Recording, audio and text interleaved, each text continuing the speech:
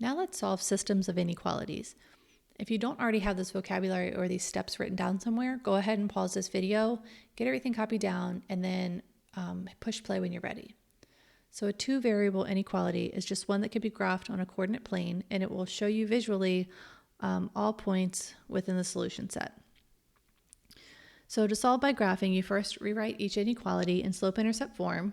Obviously, there'll be an inequality symbol instead of an equal sign. Then you'll graph each inequality on the same plane. Then you will identify the area of intersection. So this is different with a regular system. You just identify the point, and in this case, there will be an entire area of intersection. And then you'll pick one point in the solution set to check. So I'm going to zoom in down here, and we'll work through this one together. So the first inequality has a y-intercept of -6 and a slope of -10/3. So we're going to go down to -6. Since I cannot drop down 10, I'm instead going to go up 10 and back 3. And as I mentioned, I prefer having more than 2 points to draw a line through, but sometimes that's just not the case. It's just not possible. So we'll do the best we can. Is a solid line because it's less than or equal to, and y is greater than or equal to.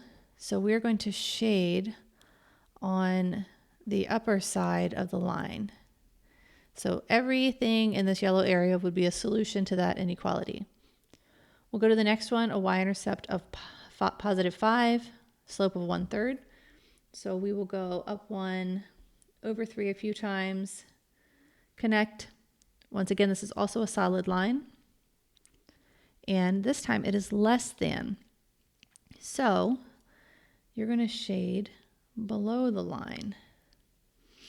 Now, the area where the shading intersects is going to be your entire solution set.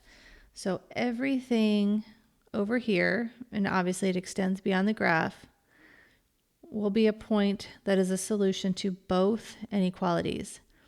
So you can pick literally any point over here and substitute it and solve. Now here's a little hint. If the origin is in your area, your solution set, use that to check with because it will make checking so much easier. So I'm going to substitute 0 back into each of these up here. So we're going to try 0 is greater than or equal to -10/3 times 0 minus 6.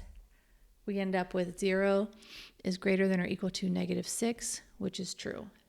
We'll try the second equation. 0 is less than or equal to 1/3 times 0 plus 5. 0 is less than or equal to 5, which is true. Let's work over here to this next one. Neither equation is written in slope-intercept form, so we are going to need to rewrite them, So we will end up with y is less than -3/2 x plus 7. And this time you have a negative coefficient, so make sure when you rewrite this, you flip that inequality symbol. So this one will end up being y is greater than or equal to 1/3 x minus 4. So now let's graph these. First one, the y-intercept is +7. You go down 3 over 2. We're going to do that a couple times to get a nice straight line. And then connect the dots. And this one does not have a solid line.